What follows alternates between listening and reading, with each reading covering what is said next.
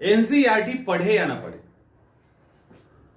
इसको लेकर बहुत सारी विचारधाराएं हैं, बहुत सारा मत है और बहुत सारा मत है। और ये भी है कि कुछ लोग स्ट्रिक्टली कहेंगे कि एनसीईआरटी आपको पढ़ना ही पढ़ना है, कुछ लोग कहेंगे बिना पढ़े भी हो जाता है, कुछ लोग कहेंगे पढ़ना है पढ़ो, नहीं पढ़ना नहीं पढ़ो टाइप। मतलब और स्टूडेंट्स भी पढ़ ले कि नहीं पढ़ ले, इस पे जोर रहता है, छोड़ सकते हैं कि नहीं कर सकते। तो ये मतलब ये एक सबकी अपनी अपनी समझ है, और कौन गलत है कौन सही है ये नहीं कहा जा सकता। क्योंकि पढ़ने की सबसे पहली बात क्या है ना, कि जिस तरह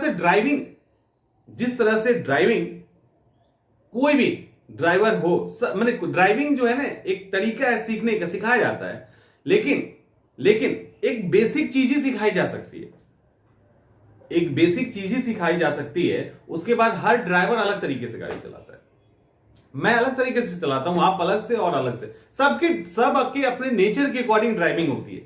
उसी तरह से ये जो पढ़ाई है ना, आपको वो जगह पे जाना है, उसके लिए बता दिया है कि आपको किताबें पढ़नी है, एग्जाम देना है और ये करना वो करना है। कैसे पढ़नी है, क्या क्या पढ़नी है और कितना पढ़ना है, ये सब इंडिविजुअल पे वेरी कर जाता है, सब व्यक्तिगत तौर पे वेरी कर जाता है। ठीक है, ये इंडिविजुअली वेरी करता ही करता है। आप मतलब आप किसी को, और कोई गलत नहीं है, कोई गलत नहीं है। कोई बहुत ऐसे स्टूडेंट्स होते हैं जो कि गेस क्वेश्चन और ये सब पढ़ के खाली एग्जाम निकाल लेते हैं, बहुत ऐसे होते हैं तो मोटी मोटी किताब पढ़ के निकालते हैं, और बहुत ऐसे होते हैं जो दोनों पढ़ के भी नहीं निकालते, मिला के भी। तो ये नेचर है आपका कि आपकी ग्रास्पिंग कैपेसिटी क्या है, आपकी समझ की कैपेसिटी क्या है। किसी भी चीज का रैंडम जवाब नहीं हो सकता कभी भी। आपकी कुछ आदमी नेचुरली स्लो होता है, वो धीरे धीरे पढ़ता है। मेरा एक फ्रेंड है, बड़ा ही स्लो है, उसको एक किताब दे दो ना तो वो बेकार महीना लगा देगा वो, और वो खुद को डिफेंड क्या करेगा, एक एक चीज ना हम अच्छे से पढ़ रहे हैं, दोबारा हमको पढ़ने की जरूरत ना पड़े। हो नहीं सकता ऐसा। तो खैर, कुछ लोग बहुत फास्ट होते हैं, फटाफट एक 10-15 दिन के अंदर 2-2 सब्जेक्ट उड़ा देंगे और समझ में आ जाता है। तो हर आदमी का नेचर अलग होता है, तो वे ऑफ स्टडी भी अलग होती है। अब सवाल उठता है एनसीईआरटी को लेकर, जो मेन मुद्दा है हमारा आज का। तो एनसीईआरटी को लेकर जो समस्या है वो बड़ा ही गंभीर है। मुझसे भी पूछोगे तो मैं कहूंगा एनसीईआरटी पढ़ना बहुत जरूरी है, ऐसा नहीं है। हाँ, यूपीएससी की एग्जाम की तैयारी अगर आप कर रहे हो, यूपीएससी की एग्जाम की तैयारी कर रहे हैं, तो वहां एक बार एनसीईआरटी देख लेना, समझदारी होगी।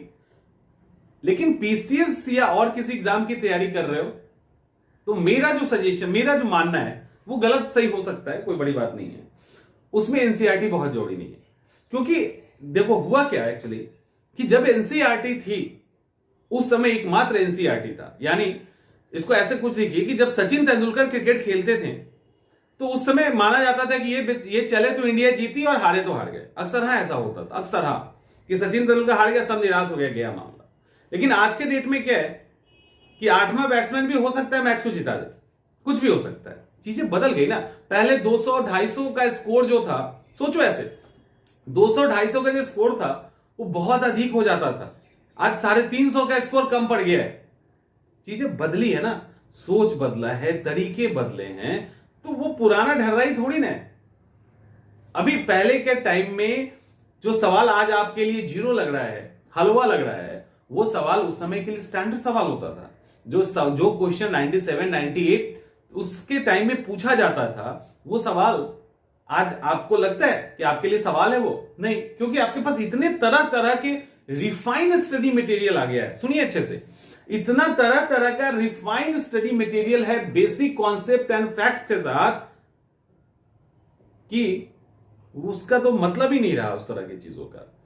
तो जब एनसीईआरटी, बहुत पहले की बात है, एनसीईआरटी जब था तो उस समय एनसीईआरटी ही था, वो बेसिक समझ, बेसिक चीजें वहीं पे आपको मिलती थी।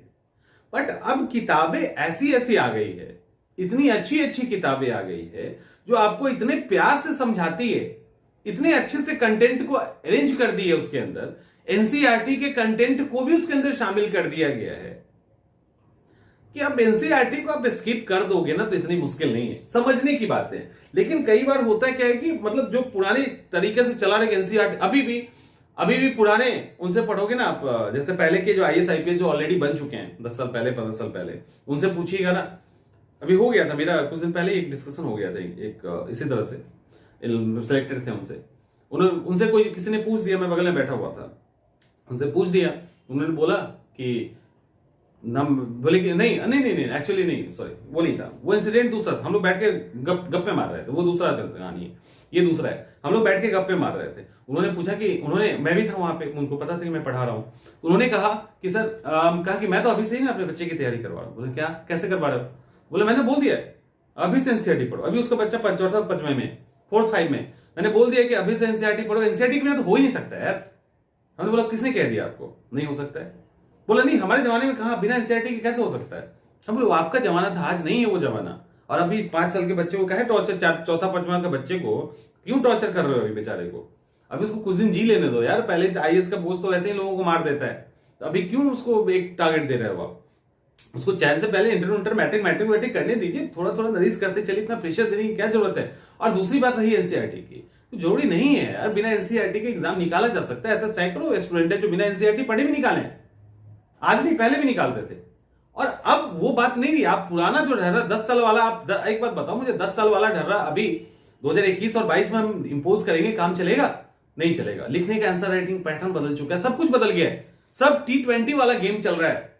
आप बताओ T20 के गेम में ये टेस्ट मैच की बात करेंगे तो कैसे काम चलेगा? नहीं चलेगा काम।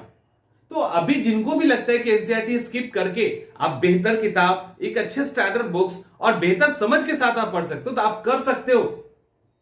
एकदम से सोचना नहीं है, एकदम से नहीं सोचना है, ठीक है? आप एकदम कर सकते हैं। अब मार्केट में ऐसी कई सारी किताबें हैं, कई सारे विकल्प हैं जो इवन कई बार एनसीईआरटी से बेहतर हैं। बिपिन चंद्रा का देखो फॉर्म, बिपिन चंद्रा की किताब को देखिए आप, देखो कितने अच्छे से लिखा गया उसके अंदर। लेकिन शर्त यह है कि ऐसा ना हो कि एनसीईआरटी को भी छोड़ दे और जो अच्छी अच्छी किताब है उसको भी, स्टैंडर्ड बुक्स को भी ना पढ़े और सीधे फैक्ट पढ़े, तब गलत बात है। आप अगर उस सेक्शन को छोड़ रहे हैं तो उससे बेहतर या कम से कम उस लेवल पे जो और किताबें हैं वो पढ़नी पड़ेंगी, और वो तो आपको वैसे भी पढ़नी है। एनसीईआरटी पढ़ लोगे तब भी पढ़नी है, तो बेहतर है कि इधर अच्छे से पढ़ लो, उसको स्किप कर दो। समझ में आ रहा है? तो T20 के जमाने में बहुत सारी चीजें बदल चुकी है। तो जिनको भी लगता है कि एनसीईआरटी नहीं पढ़ के क्या असर हो सकता है, तो मैंने कई बार हां में जवाब दिया है, अभी भी हां में ही जवाब दे रहा हूं। तो वो हो सकता है, आप आराम से कीजिए, आपका होगा। और कोई हार्ड एंड फास्ट रूल नहीं है एग्जामिनेशन क्रैक करने का। एक मिनिमम या एक प्रॉपर स्ट्रैटेजी होती है, उसके बीच में आप चीजों को अपने अकॉर्डिंग फिट कर सकते हो, और आप करते ही हो। मेरे बोलने से कुछ नहीं हुआ, किसी के बोलने से कुछ नहीं, आपको फिट करना ही है और आप करेंगे।